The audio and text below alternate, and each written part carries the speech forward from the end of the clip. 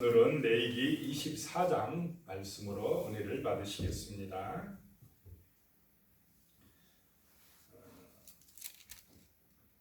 1절에요. 여호와께서 모세에게 말씀하여 이르시되, 하나님의 말씀은 우리의 마음에 비친 줄로 믿으시기 바랍니다. 말씀이 은혜요, 말씀이 우리의 삶의 능력이다 라고 하는 것입니다. 2절에요. 이스라엘 자손에게 명령하여 불을 켜기 위하여 감람을 찢어낸 순결한 기름을 내게로 가져오게 하여 계속해서 등잔불을 켜둘지며. 그렇습니다. 이 성소, 하나님의 성막에 있는 7 등잔, 그 등잔대에 불을 계속해서 켜기 위하여 순결한 기름을 가져와라. 백성들은 이 순결한 기름, 감람나무로 열매로 만든 순결한 기름을 가져오라 라고 하는 것입니다. 그러면 제사장들은 그 순결한 기름을 가지고 성전의 등잔불을 밝히라는 것입니다.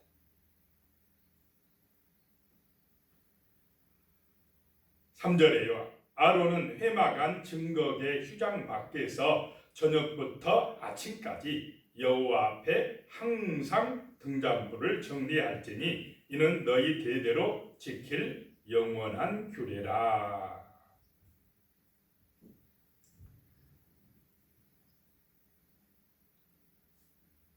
이 하나님의 성전에 또 제단에 불을 끄지 마라 라고 하는 것입니다.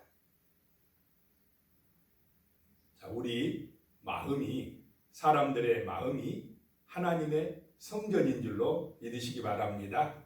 우리 마음의 성소에 성령의 기름이 부어지고 성령의 불이 타올라야 되는 것입니다. 이 우리 마음의 역사는 성령의 기름이 떨어지지 않도록 해야 될 것이며, 우리 마음에 하나님이 주시는 이 성령의 불, 성령 충만함이 항상 유지되도록 깨어서 기도하고 말씀으로 은혜 받으시기를 축복합니다. 이 불이 꺼지면 안 된다는 것입니다. 4절에요. 그는 여호와 앞에서 순결한 등잔대 위에 등잔들을 항상 정리할지니라.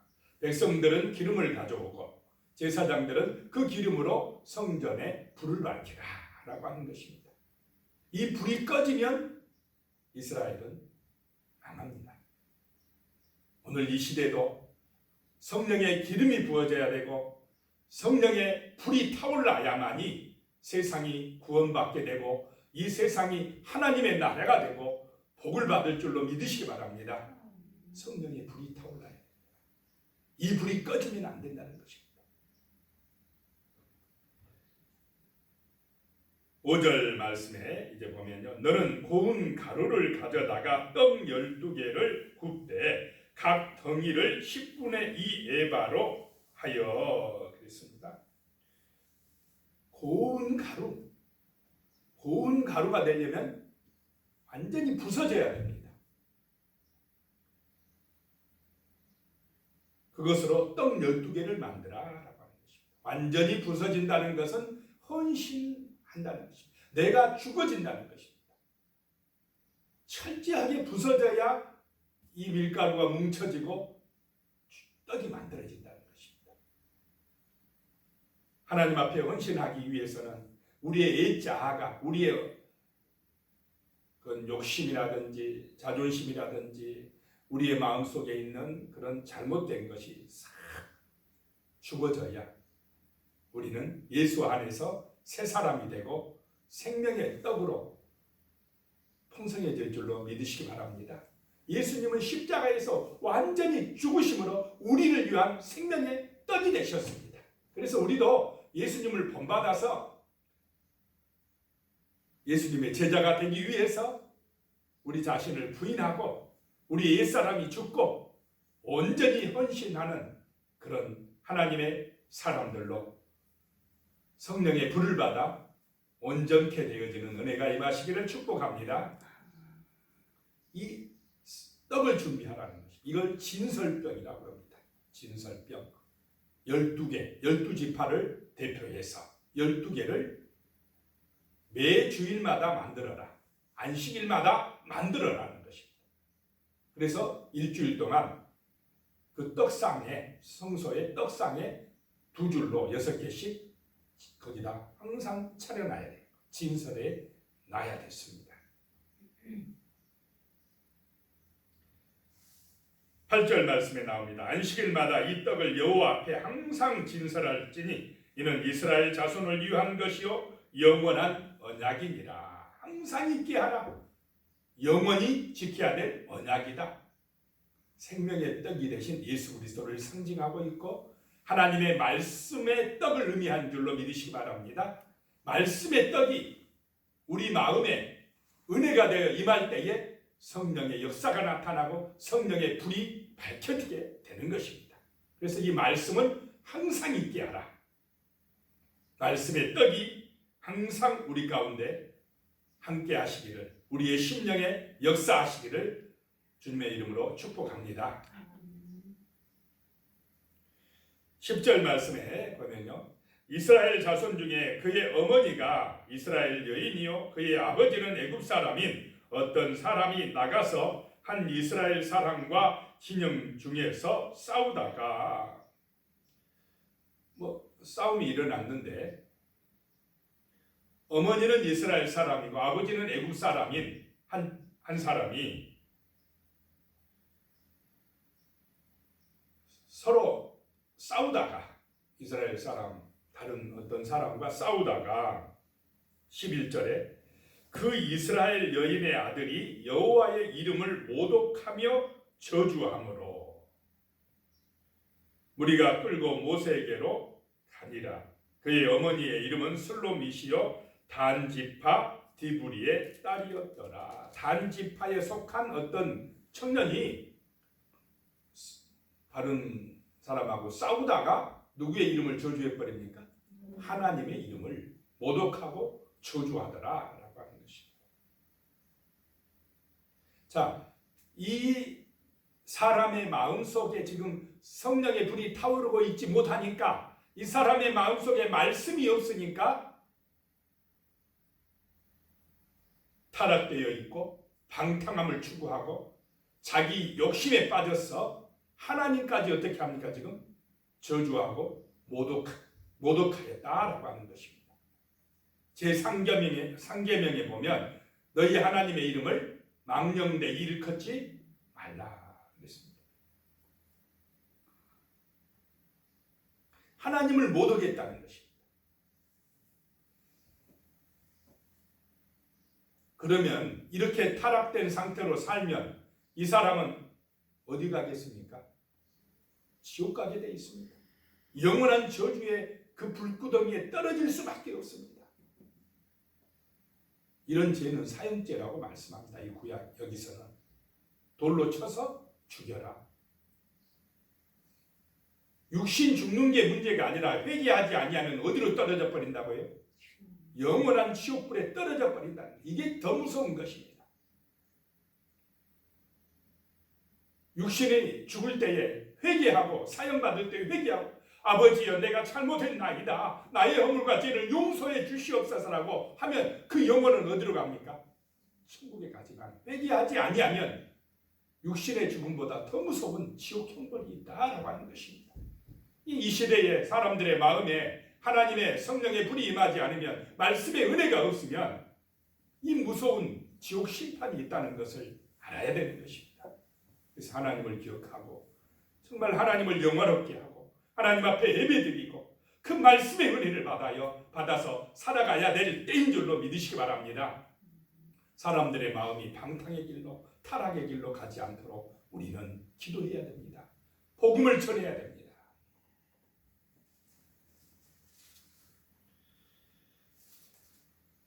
16절에 보면요, 여호와의 이름을 모독하면 그를 반드시 죽일지니 온 회중이 돌로 그를 칠 것이니라. 거류민이든지 본토인이든지 여호와의 이름을 모독하면 그를 죽일지니라. 하나님을 잊어버리고 모독하면 그건 방탕의 길입니다.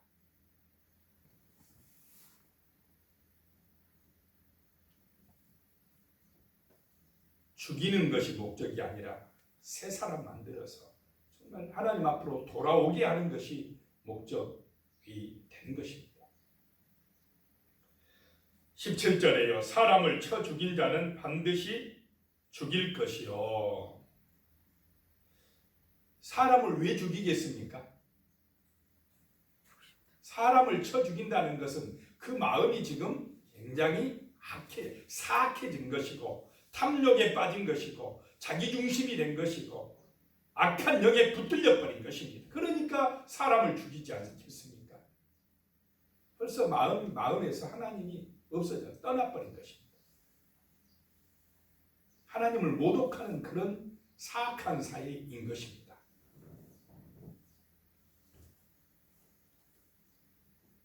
19절에요. 사람이 만일 그의 이웃에게 상해를 입혔으면 그가 행한 대로 그에게 행할 것이니.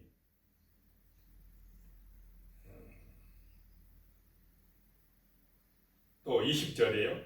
상처에는 상처로, 눈에는 눈으로, 이에는 이로 갚을지라. 남에게 상해를 입힌 그대로 그에게 그렇게 할 것이며.